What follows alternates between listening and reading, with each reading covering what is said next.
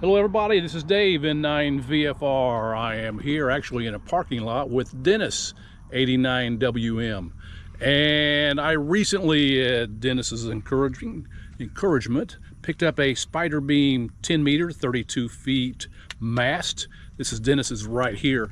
And as I was looking on YouTube, I really didn't find any way to set this thing up as far as how to use it for an in-fed halfway, using it at the very top. Some of these have a little hook on the top. However, the one he has, the one I have, do not. That would have made it a little easier actually, I think, but we didn't get that. Somebody said it cost like $10 extra, maybe because we're cheap. So anyway, I asked Dennis how he set his up, why he did it. He's been using this for a whole lot of parks on the air activations. Did a lot of trial and error. So I'm going to ask Dennis to go through what he did and tell us why he did it, A to Z on this thing. Okay, well, I originally started using mine in a piece of PVC pipe stuck in a stake hole in my pickup truck, and I wanted to also be able to drive on to it if I wasn't in that vehicle. So I found these clamps online. These are stage lighting clamps. They're 2.5 inch, I think. I put these on here so I could rapidly take it in and out of the mount. For my drive-on mount, it's just a 2x4 with a pipe flange. I attach these stage lighting clamps to a piece of 1/2 inch pipe. This screws into the base, and the clamps hold it here. When I first set it up, I did not have these screwed into the pipe, and it would twist. Wind loading on the extended pole would make this twist a little bit, so I drilled holes through the bracket and the pipe to kind of secure these things. It doesn't twist anymore. Those are just a self-tapping instead just of a bolt, self-tapping sheet just to metal go screw through one side of it. Yep, just enough to keep it from sliding. There's no load on them. I also used it away from the vehicle, and if you're standing it up in a field somewhere, I needed some way to attach guy wires to it. So I put this on here. This is the same type of, I think they call them Jubilee clamps in Britain. These are the same ones used on DX Commander. I found them online. They're a couple of bucks a piece. When using it out, I'd take the cap off. First 3 times I used it, I kicked the cap and almost lost it. So I poked a hole in the top and attached it with a string to keep it from getting lost. Yes. And Dave was mentioning these don't have the eyelet, so we just ran a piece of paracord up through it, up through the skinniest section. The first time that paracord broke, I realized I couldn't get it back out. So after several hours of poking down through there with coat hanger wire and various other things, let me get this back on and take off the other end. I came up with a way to do that. Before we get into that, one other thing I discovered early on is the pole will collapse on you from time to time. So I cut some circles out of carpet squares and stick in the bottom here to give it a little bit more cushioning. But for that center section, no, I messed up.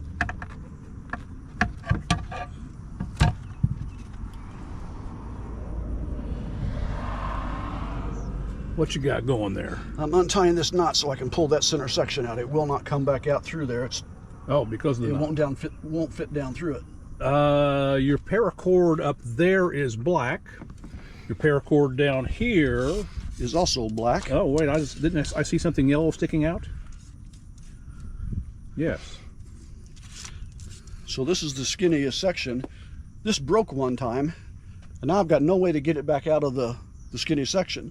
So once I finally did get it out, I started tying a small piece of twine to it.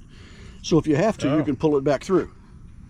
And it's just simply the end of the paracord is folded over, and when it gets up into the smaller diameter of the tube, it won't fit any higher up, so it won't pull out. So here's what I tried to do. Mine has not been even fully run out yet.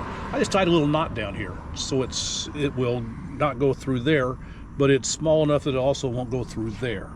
Like I said, I haven't used it yet. So this is the guy who's had the trial and error. This paracord, if I tied a knot at the end of it, it was too big to fit in up in through here. So I just had to fold it over. And there it is. And like I said, the yellow string is... Let me pull this, hang on a second, so you can see what, oh man, okay, here it comes. And this is what Dennis has, where is it? There it is. So you would just tape this right here? Yeah, that's heat shrink. Heat shrink, okay. Just something to keep it from coming off. All right, okay.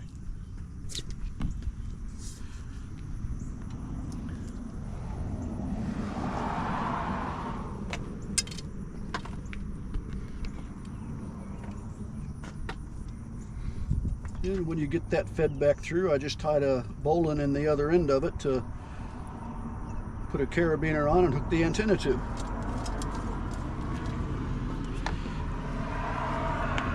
Whoop. And that just sits down on the bottom. It doesn't hurt anything, doesn't interfere with anything.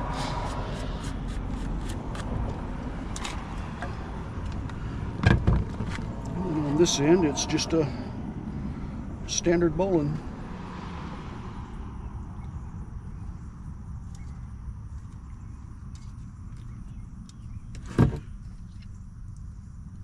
So then to attach here, Dennis uses a PackTenna up to 40 meter. That's for his standard go-to POTA antenna. And this guy right there, you got a few of those there now. You've added to your repertoire. Yeah, I've been playing with those other antennas. One thing on the board, I wanted something that would lay flat, and I tried a 1-inch board, and I couldn't really feel it when I drove onto it. With the 2x4, you can feel the vehicle raise up when you drive on it, and you can tell when you're centered, so I ended up using a 2x4. That's really all there is to it. And when you raise it, it's just a slide it out and twist opposite directions each section. Opposite directions. Now that way you don't end up twisting the whole thing as you go up. Uh-huh.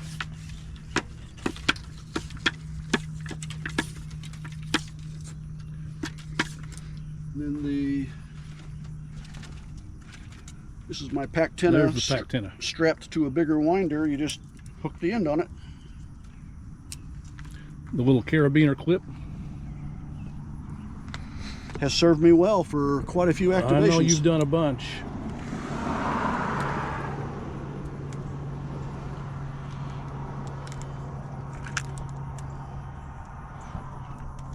Now, typically when I set mine up, I'll have the free end of the antenna at the top of the pole and the PackTenna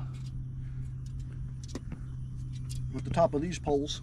These are just driveway markers from Lowe's or Home Depot. Those try to drive them in the ground.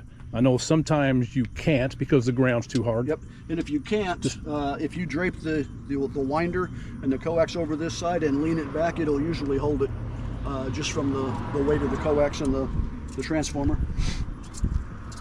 And the coax that you use, what coax you recommend? Hang on, let me get this put back together so it doesn't fall over.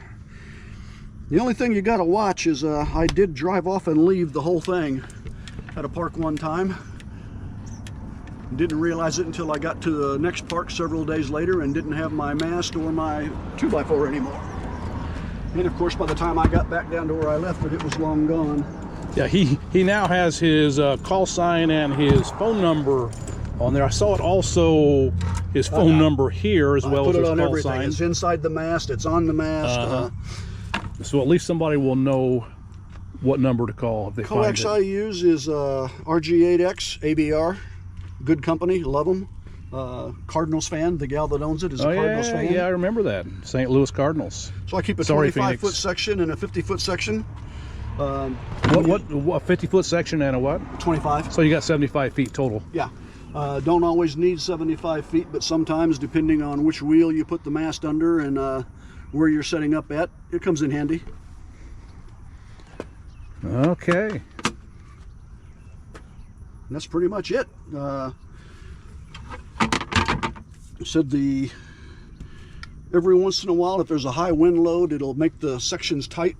You got to push pretty hard to get it down, so this will slide down a little bit. And this is 1/2-inch pipe. Yep, standard 1/2-inch water pipe. With a 1/2-inch 4 flange just bolted into the wood. Yep, These are conduit hangers. Right. Let's see what else. Put some shelf liner inside these clamps. These clamps are pretty nice. Oh, the shelf liner. Okay, I probably should do that. I have not.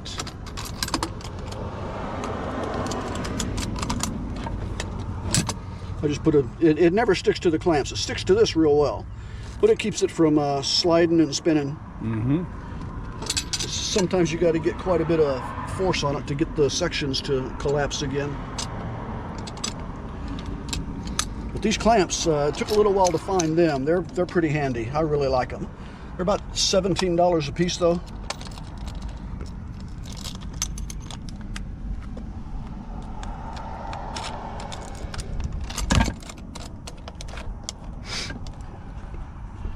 If I'm setting up without the board mount like out on the field somewhere, I take it out of the clamps.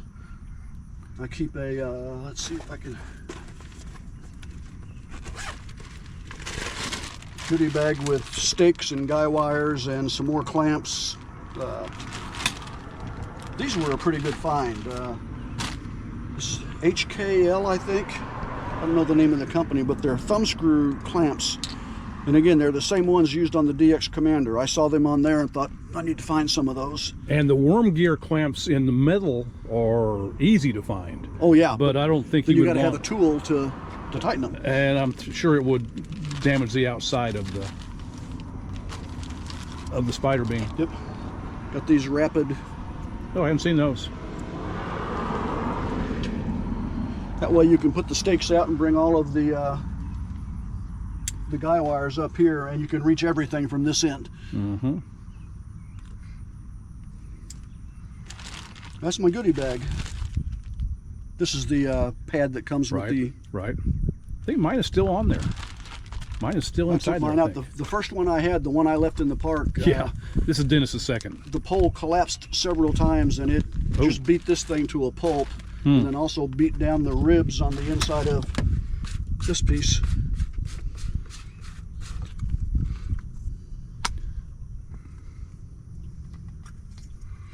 Right, yeah, the rubber piece goes right here.